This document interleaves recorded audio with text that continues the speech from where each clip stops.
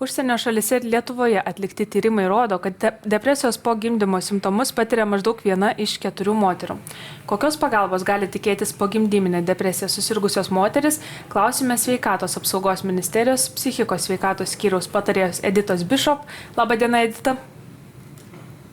Sveiki, Edita. Sveiki, ar girdit? Taip, girdžiu, labai malonu. Ir dar viena mūsų pašnekovė studijoje esanti akušerė, Gandro lizdo įkūrėja, Ieva Girdvainienė. Labą dieną. Edita, nuo jūsų norėčiau pradėti, tai pristačiau, kad yra tam tikrų pokyčių po gimdyminės depresijos prevencijos ir pagalbos srityje. Kokie yra tie pokyčiai? Gal galite supažindinti mus? Tai gal vienas iš tokių svarbiausių, kad yra priimti teisės aktai, kurie numato specialistų prievolę pasiteirauti nėščios arba ką tik pagimdžiusios moters apie jos savijautą. Tai pavyzdžiui, jeigu kalbant apie šeimos gydytoją ir jo komandos narius, tai yra ta, su kuo dažniausiai susiduria visi Lietuvos gyventojai, nes mes visi daugiausia vis tik kreipiamės pas šeimos gydytoją, tai yra mūsų, kartais netgi ir vos ne artimiausias iš medikų bendruomenės narys. Ir būtent per pirmas dienas, pavyzdžiui, po gimdymo, apsilankant pas ką tik pagimdžiusią moterį, apart to, kad yra apžiūrimas naujagimis, įvertinama jo būklė, turi būti pasiteiraujama ir apie neseniai pagimdžiusios moters psichologinę būklę. Ir toliau vėl periodiškai, tai 1, 2, 4 ir 6 mėnesiais turi būti užduodami 2 prasti klausimai. Tai ar per pastarąjį mėnesį jūs vargino menkas susidomėjimas ir menkas domėjimasis, ką veikti, kas įprastai būdavo įdomu, aktualu, ir ar nekankino prislėgta depresyvi nuotaika. Ir tais atvejais tai yra vieną iš tų 2 klausimų atsakoma teigiamai, arba šiaip šeimos gydytojas ar gydytojo komandos narys pastebi, kad neseniai pagimdžiusi moteris vis tai turi tam tikrų pogimdyvinės depresijos simptomų. Jai turėtų būti pateikiamas užpildyti Edinburgo pogimdyvinės depresijos klausimynas. Ir toliau jau vertinant to klausimyno rezultatus, tai yra jeigu atsakoma į 12 ir daugiau klausimų teigiamai, jai turėtų būti pasiūloma kreiptis dėl specializuotos psichologinės pagalbos ir įteikiamas lankstinukas ar brošiūrėlė, kurioje pateikiama išsami informacija apie pogimdyvinę depresiją, jos simptomus, apie pagalbos būdus, apie savipagalbos būdus, apie profesionalų galimybę gauti profesionalią pagalbą ir panašiai. Tai yra tikrai pakankamai išsami informacija, kuri turi būti pateikiama moteriai, kuri yra neseniai pagimdžiusi. Kokie tie pagalbos būdai ir kokios pagalbos gali moteris tikėtis? Tarkim, nustatoma, kad jie vis dėlto reikia tos pagalbos, tai kokios valstybės apmokamos paslaugos priklausytų? Tai mes turime Lietuvoje daugiau kaip 100 psichikos sveikatos centrų. Tai yra centrai, kuriuose teikiama pirminė pagalba, ir tuose psichikos sveikatos centrus mes galime eiti visi tiesiogiai. Tai yra be jokio siuntimosi. Tai visi Lietuvos gyventojai, aš, jūs ir visi kiti esame prirašyti prie psichikos sveikatos centrų ir galime gauti profesionalų pagalbą šiuose centruose. Tai psichikos sveikatos centruose paslaugas teikia gydytojas psichiatras, medicinos psichologas, slaugytojas ir socialinis darbuotojas. Tai gali būti teikiama bet kuri šio specialisto pagalba. Ne visais atvejais reikalinga gydytojo psichiatro, kartais pakanka medicinos psichologo paslaugų. Tai būtent visas šitas paslaugas gali ir gauti psichikos sveikatos centruose. Netgi ir tam tikrais atvejais gali prireikti ir socialinio darbuotojo pagalbos, kada yra susiduriama su pogimdyvinė depresija. Tai tikrai drąsiai gali kreiptis ir nebijoti į šitos centrus, ta pagalba tikrai yra prieinama. Dabar pastaraisiais metais buvo didinamas ir medicinos psichologų prieinamumas, tai yra sumažintas normatyvas, psichikos sveikatos centrai galėjo įsidarbinti dar daugiau medicinos psichologų, kurie galėtų teikti pagalbą psichikos sveikatos centruose. Tai čia yra ta pirminė grandis. Toliau, jeigu yra reikalinga stipresnė pagalba, yra būklė sunkesnė, galima gauti paslaugas ir dienos stacionaruose. Vėlgi gydytojas gali nuspręsti, kad reikalinga ir stacionarinė pagalba. Tai yra, kad nukreiptų į stacionarus, kur ir gautų visą reikiamą pagalbą. Trečia, dar viena galimybė, tai yra psichoterapijos dienos stacionarai, kurie taip pat yra ganėtinai naujos paslaugos Lietuvoje, bet ir juose gali gauti paslaugas, jeigu tai yra būtina.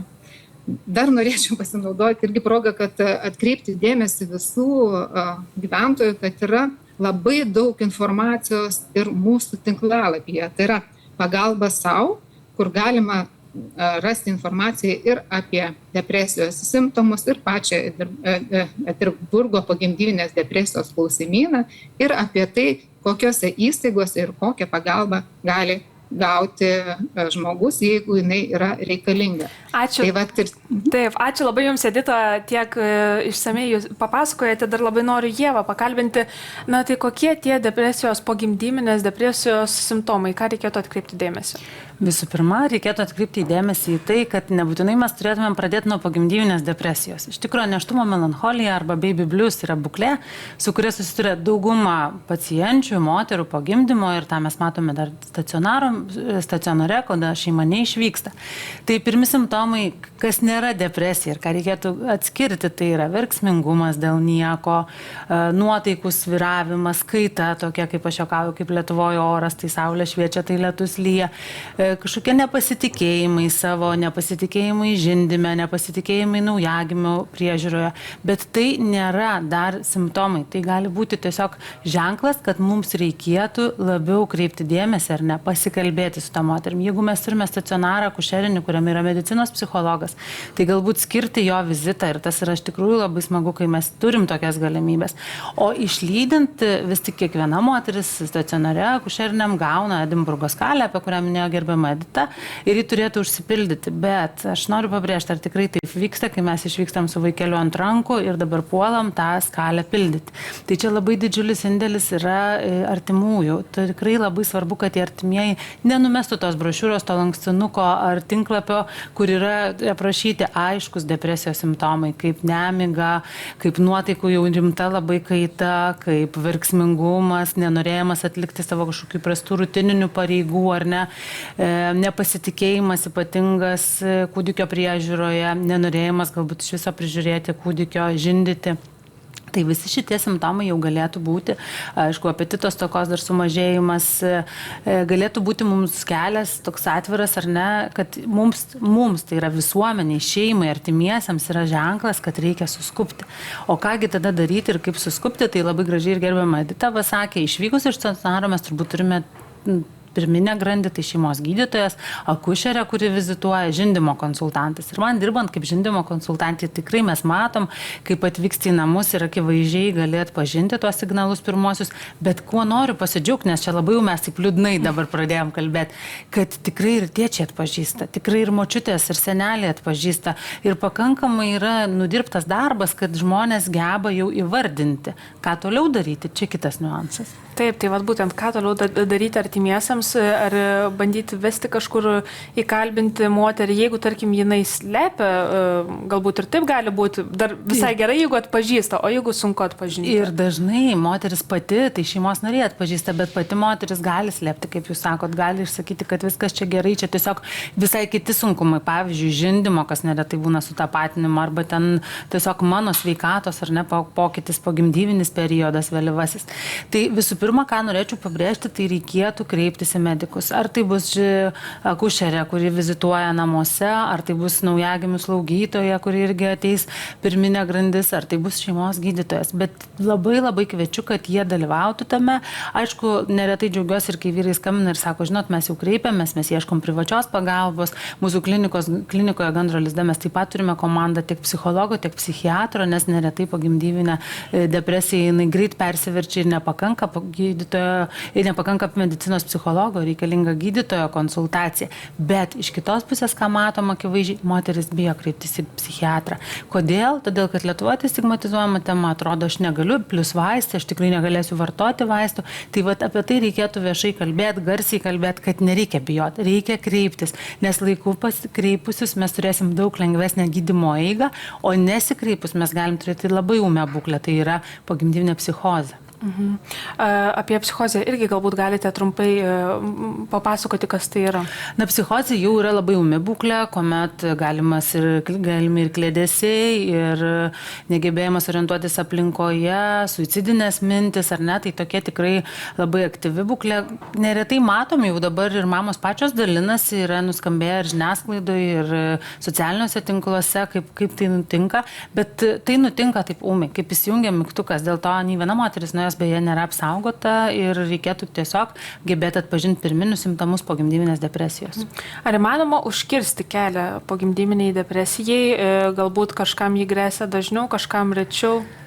Aš tikiu, kad kažkiek įmanoma ir tikiu, kad mūsų būtent visuomenės bei artimų palaikymo dėka tai būtų įmanoma, nes visų pirma mes turime padėti mamai atlikti savo, tokius rutininius dalykus, kurie šiaip įprasti, kai nesusilaukia vaikelio, taip jau gerai išsimegoti, skaniai pavalgyti ar neturėti tokį akivaizdų poilsio režimą. Tai tai mes galime padėti, visi šeimos nariai, artimieji ir suskupti ir nenusisukti nuo mamos, jeigu jinai verkia ar išsako, kad jai sunku, nesakyti, kad čia praeis, visiems čia tai būna, čia iš tikrųjų nelengva, o kaip tik išgirsti. Tai labai labai kviečiu gebėti išklausyti, gal ir neturim to psichologinio išsilavinimo, bet tą pačią akušerę, slaugytoją ar geriausią draugę, ar ne, kartais moteriai reikia to išsikalbėjimo, išklausimo ir tai jau yra pirminis raktas, o jeigu gebam atpažinti, tai nepulti kišti klausimyną gal taip pat, o sugebėti nukreipti, kad kokybiškai tas klausimynas būtų atliktas.